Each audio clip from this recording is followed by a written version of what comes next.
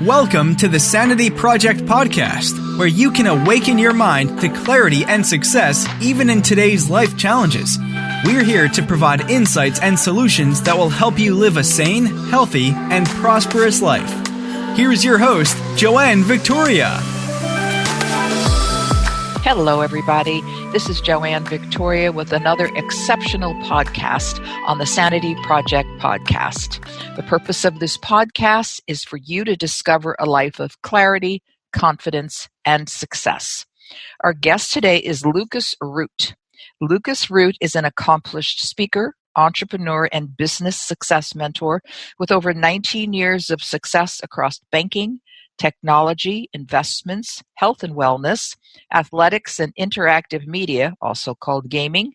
And Lucas specializes in speaking to entrepreneurs and business owners on getting their strategy on track for success and massive growth. Well, Lucas does help audiences identify roadblocks to success, and for you special listeners, Lucas has created something new for you today. Would you care to tell the audience what you're going to present to them? Hi, Lucas, Joanne. Hi. Yeah. Welcome to the show. Thank you so much for having me, and I'm excited to share. I'm great. Yep.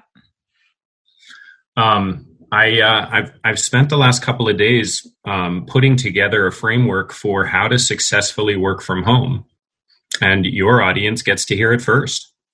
Well, congratulations to you for writing this, and good on everyone who is listening, because they're going to get this information probably before the majority of the rest of the world. And I like the topic, how to work from home and be a success. Is that it? Yeah. And I have yet to read anything really good in this topic area so far. And I think the world has had enough time to write a grand article. So I'm glad you're here and sharing it with us. So is this a step-by-step process, or is it, how are you presenting it to the audience? Yeah. The way I have it laid out, and this is, I guess, sort of just the way I think about things. So I hope that works for your audience, because this is just the way I think about it, is we go through phases when we're learning to get good at something.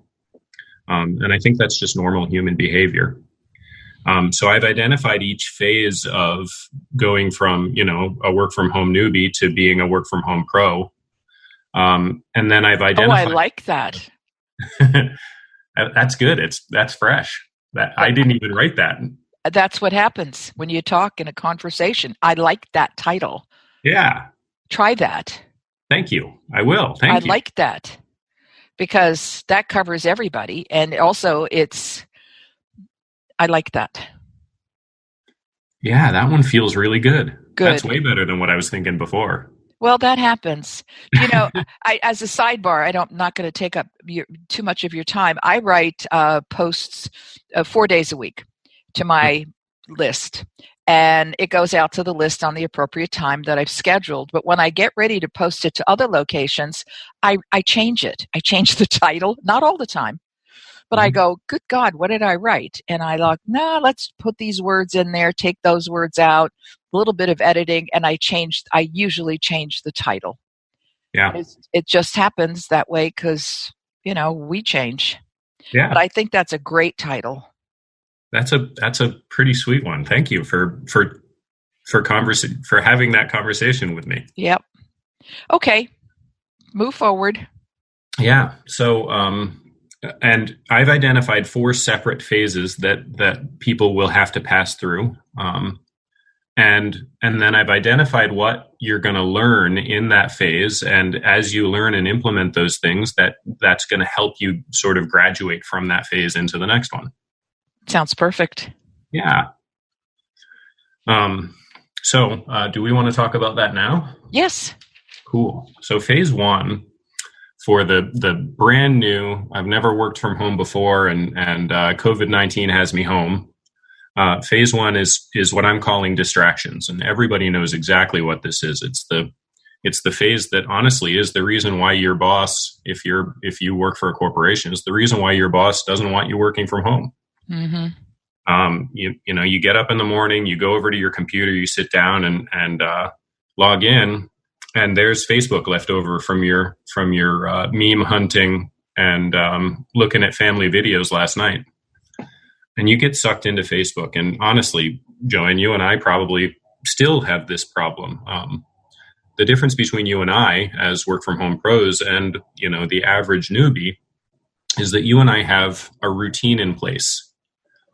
And we use this routine to protect us from that distraction.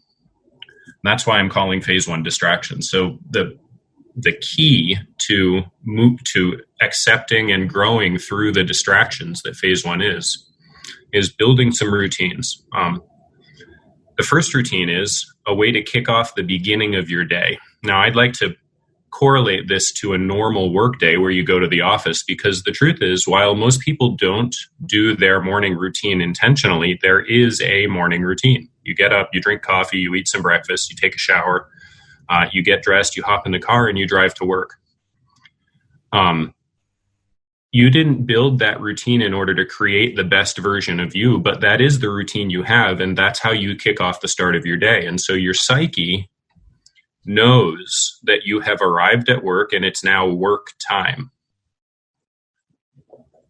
I think that that's really important, that people do these mostly unmemorable actions. They take these actions on a daily basis and don't realize it's part of a routine. Yeah, that focuses them and brings them back to earth each and every day. And many people can't start their morning without a cup of coffee, for example, which you brought up, and other things. But they get in the car at 8:01, and they get at work at 8:30. They clock in, whatever. They do this, and so on and so forth.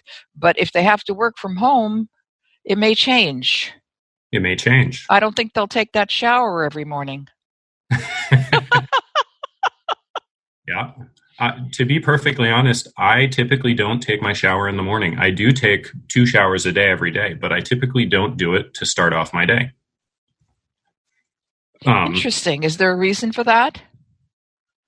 I've been working from home for 5 years, and I've been customizing my routines through testing, moving things around. These are things that are healthy and helpful. How does my day look if I move this thing from the morning to midday, for example? And I've just found that I perform better by taking my first shower of the day sometime around 11 a.m. Oh, that's my area, 11 to 1. Yeah, that's funny. Yeah, because, number one, I don't want to disturb the glow of waking up and meditating and all that jazz, because the shower takes you. Exactly. I mean, truthfully, the shower takes you to another planet. It kind of does, right? Yeah. It cleans, it does so much more than wash the body. And again, people don't understand that, and that's probably why they're taking their showers are probably too short. They should take them a few minutes longer than what they're doing now, but it just sort of blanks everything out and you're a clean slate. Well, I don't want to be a clean slate in the morning. I've got plans. I mean, I write my lists of the next day's tasks, my high value activity list, the night before, not the day of. I do the same. Yeah, and that's a pattern. Yeah. And for me, that works because then I don't have to concern myself. I don't like panicking about what am I going to do today, because I always have things to do. I can always write. I can always, there's always something. I've been working from home for a long time. And yet I'd like to have written lists, and they're on a piece of paper with my pen, not on the computer. Mm-hmm. I have a belief that the neurons feel it in your body, and then it goes to the brain, and then it takes over. And 9 times out of 10, I get up in the morning and I have solutions for all of those lists, for all of those activities. Oh, I love that. Yeah, you can use it. Yeah. Oh, I do. I don't typically do it quite that way, but I do it. Yeah, it just works that way for me. I mean, I trust my intuition a lot, so that's a factor. But however, I have noticed over time that's what occurs. I've realized that if I write it by hand on a piece of paper, 1, 2, 3, 4, maybe a few more additional things that I need to remind myself of the following day, my body and my brain, because the brain doesn't sleep all the time just because I'm asleep. Yep. And it's working. It's working on many levels. Yeah. It's solving my problems. Yeah. I don't want to interfere with your time to get the 4 phases. So let's make sure we get the 4 phases in first before we talk anymore, because now my listeners are going to go, Joanne, you're talking too much. But I'm enjoying this. But yeah, I agree. So yeah, a morning routine. And for your brand new newbie, I would recommend that they make their morning routine as close to what their normal go to work routine looks like as they can within reason. So take your shower, drink your coffee, spend 20 minutes sitting in silence. And this is a great time to implement meditation, but you would be doing this anyway when you're commuting to work in your car. Do the same thing, but do it from home in a more intentional manner. Yeah. People don't realize the benefit of commuting. Yeah. Until you start working from home, you have no idea. Mm-hmm. And then do the same thing at the end of the day. So when you close out your day at 5 or 6 or whatever the end of your workday is, have a routine that's similar to your end of workday that when you're coming home from the office. Spend 20 minutes sitting in silence. Spend a little bit of time maybe drinking some water when you get home. Talk to your wife or your husband or your kids about your day, just like you would if you were coming home from work. I'm with you. Yeah. And that tells your psyche, again, that your workday has ended. And then the second piece of this phase, this distraction phase that you're going to have to implement in order to be able to move through it, is a segregated workspace. And this is really important. Again, you have your office, you go to your office. That is effectively a segregated workspace. While you're working from home, you need to help your body and your psyche know that you're in your workspace. One, kicking off the day and ending the day with your routine. But second, stop using your workspace for anything else except work. Totally agree. Yeah. So that's phase 1, distractions. And that's how you'll get through that. And then phase 2, I'm calling this the extended groove. Now, I think a lot of people romanticize the idea of an extended groove because, the occasional time that you work from home, let's say on a Friday after a business meeting, you get into this super deep groove and you get a ton of work done before, let's say, 2 p.m. Mm-hmm. You'll amazingly accomplished, and it's great.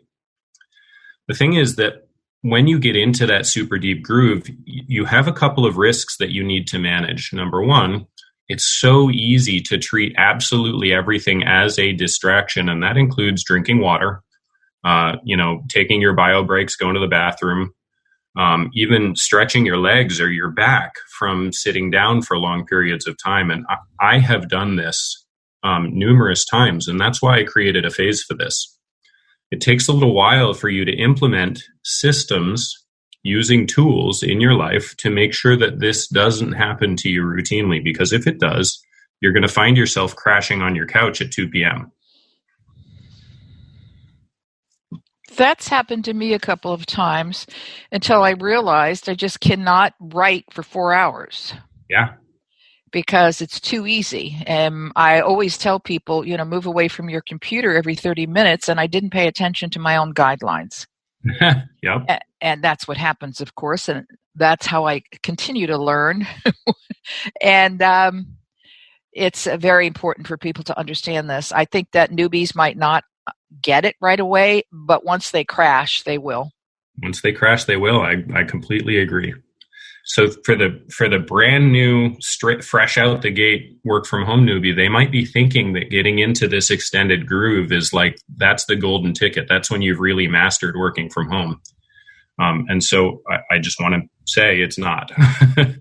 This is phase 2 of 4 phases. You haven't mastered it yet. You've got to continue working through this and turning this into something that's beneficial for you. Now, you, Joanne, you just mentioned that your ideal groove time is about 30 minutes. Me personally, my ideal groove time is about 60 minutes. So I can sit at my computer and stay totally focused for 60 minutes. But if I routinely go over that, I'm going to start to see significant reduction in overall productivity because of that. And the quality of what you're doing diminishes. Yeah. I mean, the brain goes, enough. Yeah, exactly. Well, yeah, the brain and the body say, hey, give me a break. Because when people who are working at home, they don't realize that if they're at the office, they move around more frequently than they do when they work at home. You know, they leave their desk, they go visit somebody else's cube, they go to lunch, they're walking around a lot. You know, they're talking to other people all the time. Well, not all the time, but depending upon where they work, they're communicating with others. But in order to do that, they have to shift their butts off the chair. That's right. That's right. And I'm glad you brought it back to the workspace. I'd like to, just like the last one, I'd like to correlate this to going to work. Number one, think about how often you have meetings that you go to a meeting room. So that's 2 minutes of walking that you've gotten up, as you said, Joanne, shift your butts off the chair. That's 2 minutes of walking that you've gotten up to go do.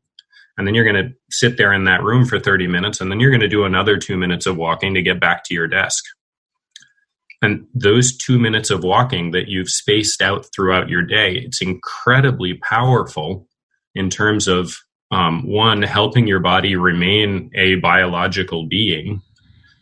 And then two, it helps your mind put a close to an open loop that it's had. And this is sort of going back to a piece of what you brought up earlier, Joanne, where you like to load your brain up with a couple of problems and let it just start solving those. Mm-hmm.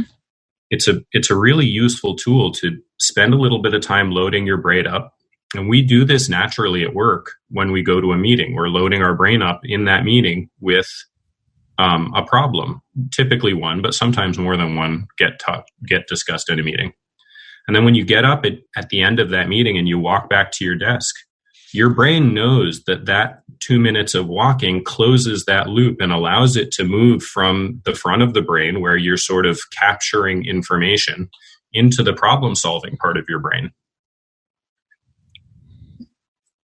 It's an incredibly powerful tool, and I think people will find it to be very beneficial if they start to use that intentionally. Additionally, most people, whether they need it or not, go take a coffee break in the morning and in the afternoon, and a lunch break.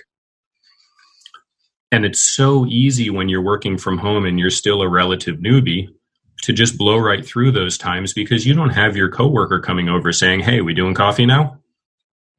And when people are at a job, at a company, in a building, they sometimes leave the building.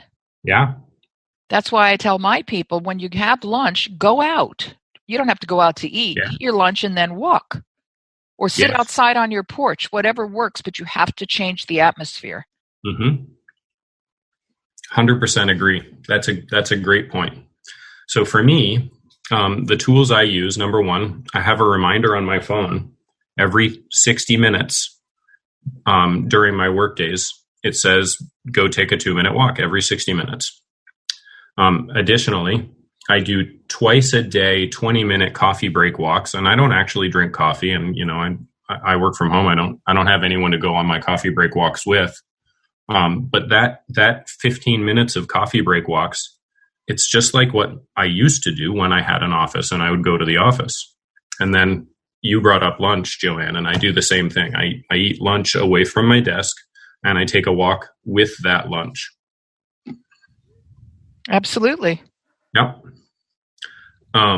So those are the tools that I use in order to make sure that I don't go too deep into that extended groove, which is my phase 2.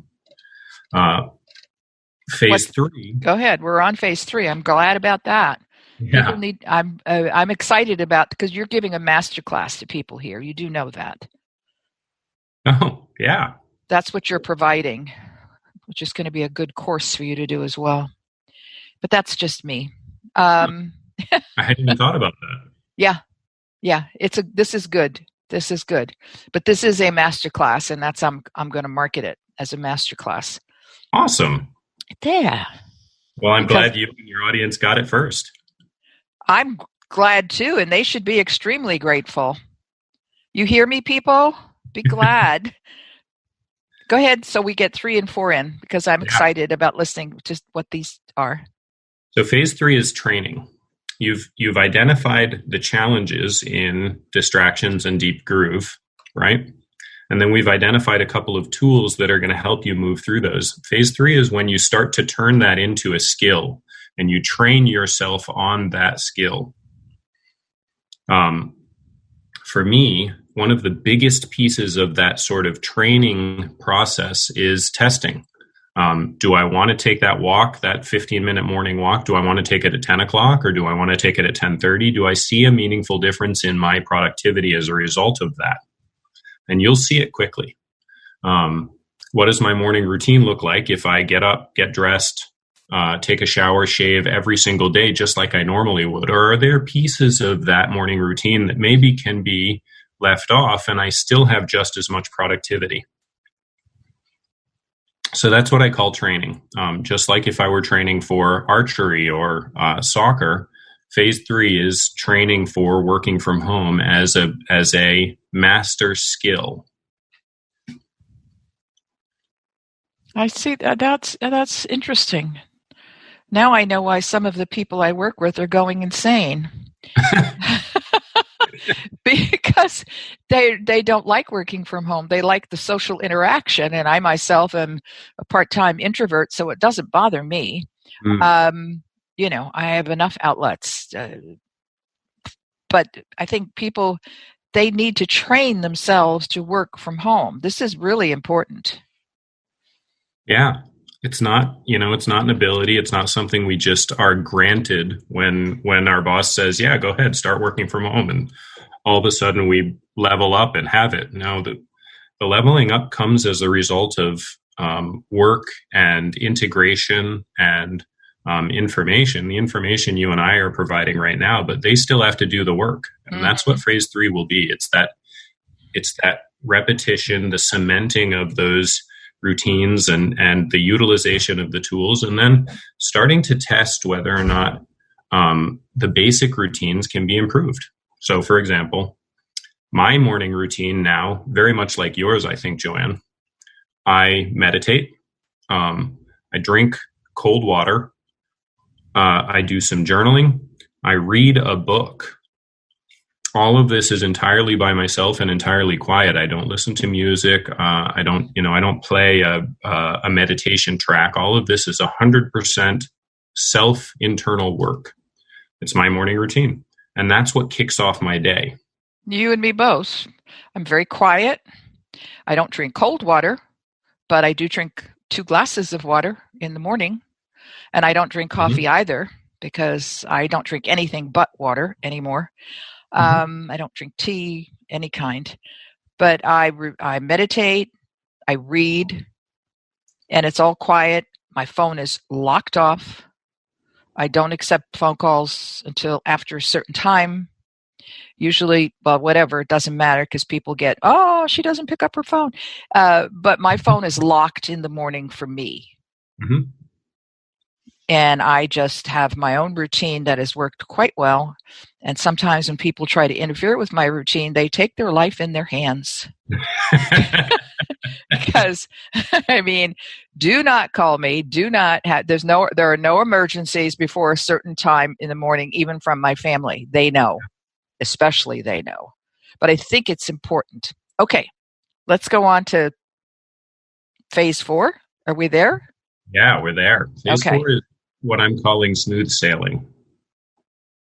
And that's where you've finally got all of the routines. They're working for you. You've got them greased in as a let's call it a greased groove. So you know that when you wake up in the morning, you're going to work into your morning routine, and you don't have to question that. Now, here's what's key about phase 4. We did training in phase 3, and that was to build the foundation of this as a skill. But in order to become a true master, now you have to start to experiment. This is where you bring in things like, do I do better throughout the day if I do 20 minutes of yoga in the morning. You and I, Joanne, we've discovered, and this all happened in phase 4, we've discovered that we do better with our shower in the middle of the day instead of the morning. So this, I think it's very important for this to start happening in phase 4. For those newbies, you should be taking your shower just like you would on a normal day in the morning. You don't start experimenting with that until you have a baseline and you understand how much your productivity has changed by moving things around. Mm-hmm. Right? So phase 3 training, you're building that baseline, that foundation, so that you really can start to measure the value of shifting things. Phase 4 is when you start to test. Yeah, that makes absolutely total sense. And measure. And, for those of you that are, yeah. Yeah, measuring. One of my clients, or one of my friends, I should say, says for him, measuring is everything. And, my brain doesn't take measuring in its specific word. I just figure it out that it does or does not work. Mm-hmm. And that, that's my bottom line. No, this doesn't work for me. Therefore, it's out the window. But people, you can't experiment until you've trained yourself to apply certain activities, certain, do you want to, do you want to do X? Does it fit with you? Would you rather eat your breakfast and have your coffee at 8 o'clock in the morning or at 10 o'clock in the morning? And then, you look at your body too, because I think people who eat breakfast, that's another thing. People who eat breakfast too early eat a lot more food throughout the day. And if they could move their breakfast time a little bit later in the day, they might be healthier too. Yeah, I agree. But don't do that until you've got your routines and your systems and tools all greased into a groove. That once you've moved through that phase 3 training, that's when you start experimenting with things. Well, as I usually tell my audience more than once in every person's podcast, is re-listen to this podcast. When you re-listen to this podcast, if you work with paper and pen, have it available to you so you can take notes. If you work on the computer and take notes there, open up your Word doc and start doing it. If you use another program for taking notes like Evernote or something like that, have it accessible to you. But it is important that you take notes. You will not remember everything that Lucas has said, guaranteed. You'll go, oh, this one, and it'll be out of sorts. It has to be, these are the rules, 1, 2, 3, 4. And 4 is the number for foundation anyway. In numerology, it is. Yeah. And that's, I relate everything to a good foundation as if you were building a house, which, everything can be built on top of a 4-point frame. So people, 4 parts. Do number 1, then number 2, then number 3, then number 4. Don't go to 4 first. Don't go to the end of the book before you've read the book. So, okay, now I'm thinking my final question would be something like, what would be, the first thing you would tell our audience to do, but you've already told them 4 things to do, actually more like 40 things to do. Yeah, kind of, right? Kind of. So if you were giving them a macro view of the 4 steps, what would you say for them to do, like right now, as soon as they've finished listening to this 2 or 3 times and passed it on to their friends and associates and former department heads, etc.?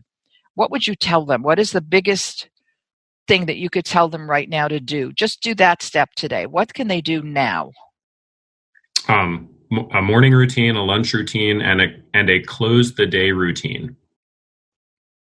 I would say do those 3 things first.